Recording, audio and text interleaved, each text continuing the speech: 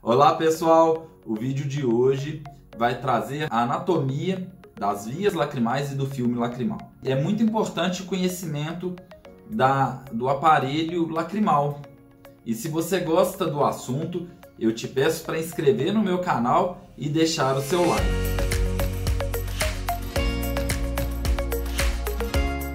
O aparelho lacrimal é composto pela parte secretora, as glândulas lacrimais principal e as acessórias, e também pelas vias lacrimais, as vias de escoamento lacrimal. E para começar, a glândula principal, que se chama glândula lacrimal principal, é uma glândula muito importante que fica na região anterior e superior da nossa órbita, apoiada na fossa lacrimal do osso frontal, e ela é dividida em duas partes, sendo a maior parte a orbital.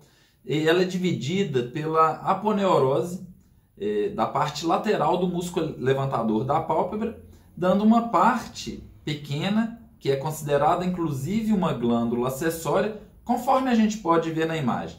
E está localizada essa parte que não é orbitária no fórnix conjuntival superior.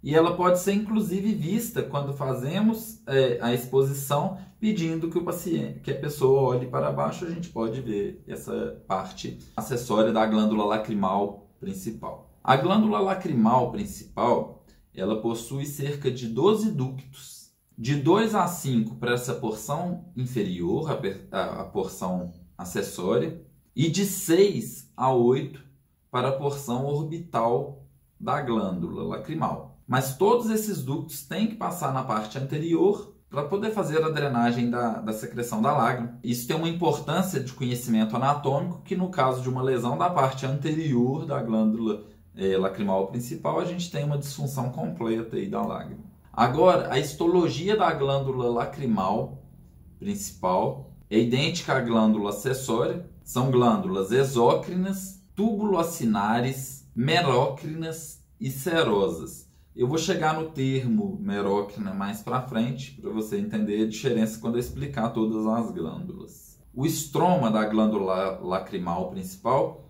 é de tecido conjuntivo frouxo, fibroblastos, linfócitos e plasmócitos. A unidade secretora é composta de glândulas piramidais. Os ductos têm células com epitélios simples, cúbicos, e também tem células mioepiteliais.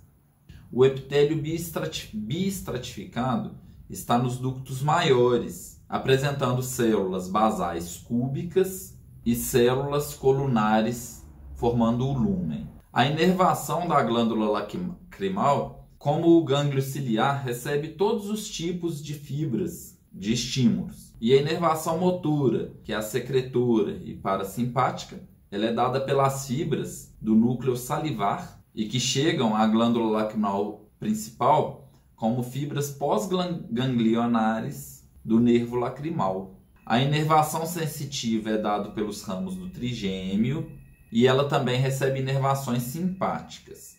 A irrigação da glândula lacrimal principal é dada pela artéria lacrimal, a drenagem é dada pela veia oftálmica. Então eu vou falar sobre as glândulas lacrimais acessórias, e a primeira que ganha importância é a glândula de Krause. E as glândulas de Krause, elas se localizam na substância própria da conjuntiva e está mais localizada no fórnix superotemporal e na região da carúncula. As glândulas de Wolfram, elas se localizam na conjuntiva tarsal superior e na conjuntiva tarsal inferior. A localização das glândulas. As glândulas caliciformes estão localizadas no epitélio e se encontram em maior número na conjuntiva nasal e bulbar. As criptas de Henle estão no terço inferior da conjuntiva tarsal inferior e no terço superior da conjuntiva tarsal superior.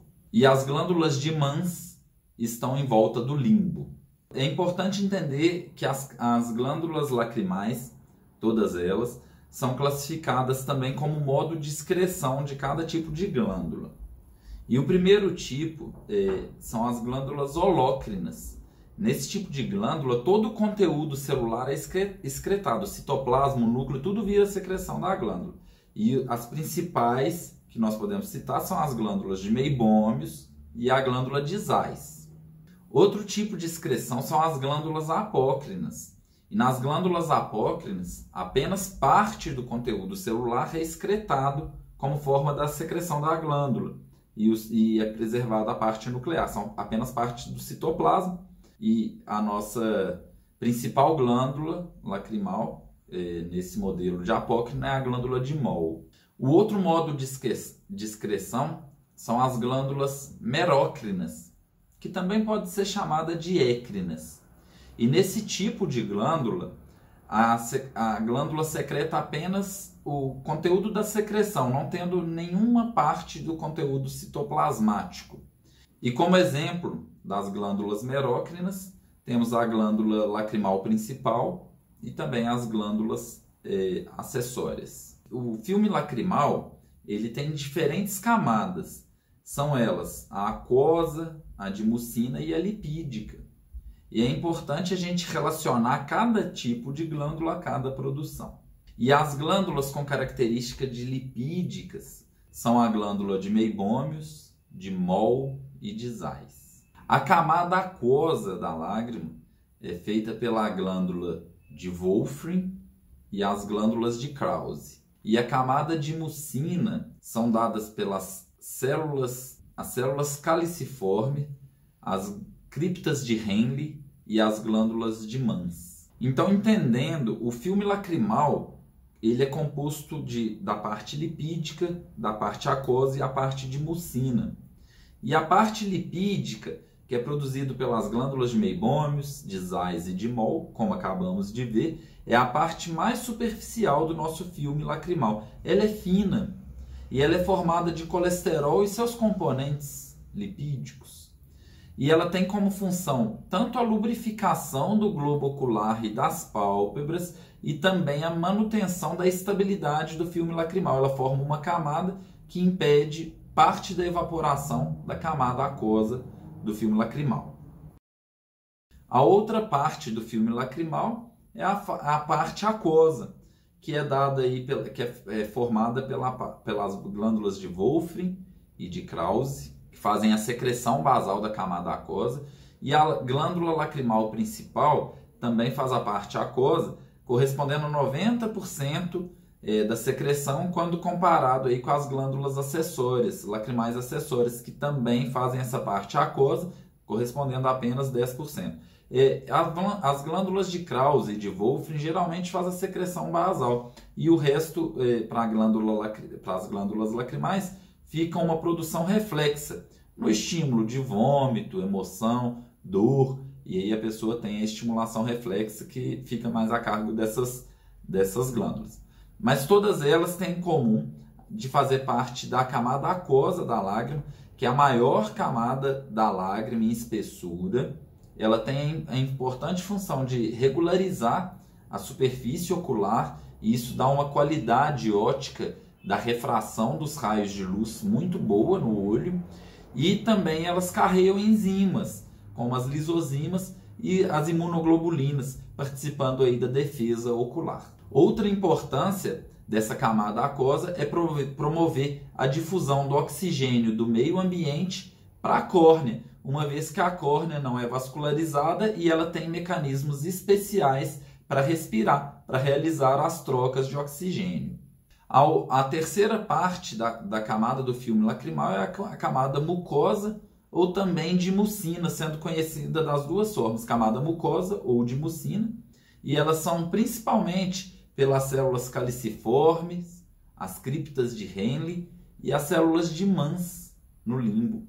E essa camada é a camada mais profunda, ela está em íntimo contato com a córnea e ela tem a importância de tornar a córnea uma substância, uma região hidrofílica, ou seja, ela é mais propícia à umidade por essa camada de mucina que é formada ali. E ela também carrega os detritos do epitélio, levando isso para a região da camada aquosa para ter importância aí no turnover celular da camada epitelial da córnea. A camada de mucina também faz uma estabilização, ela tem importância na estabilização do filme lacrimal. Então agora que a gente viu a produção da lágrima, a gente vai ver as vias lacrimais. Basicamente é a via de escoamento lacrimal. E as vias lacrimais, elas são compostas pela ampola, os canalículos lacrimais, também pelo ducto nasolacrimal e o saco lacrimal. E as vias lacrimais, então, é subdividida dessa forma que eu te expliquei. E a primeira subdivisão é o canalículo, é o ponto lacrimal. E os pontos lacrimais, nós temos dois, um na pálpebra superior e um na pálpebra inferior, conforme a gente pode ver na figura. Ele tem uma medida de 0,2 milímetros.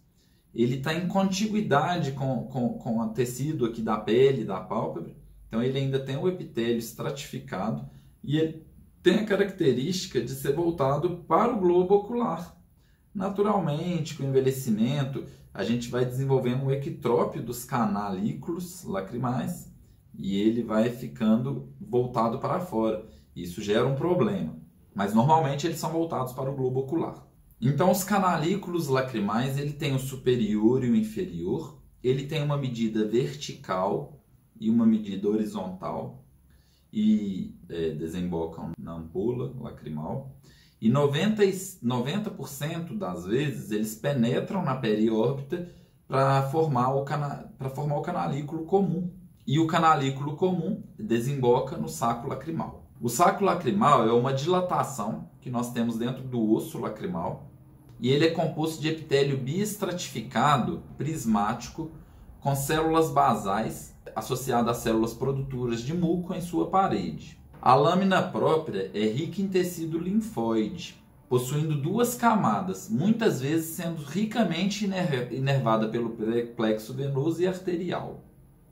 O ducto lacrimonasal ele é dividido em duas partes, uma óssea e uma intrameatal, e que percorre toda a parte da mucosa nasal, entrando no osso maxilar e desembocando no meato nasal inferior.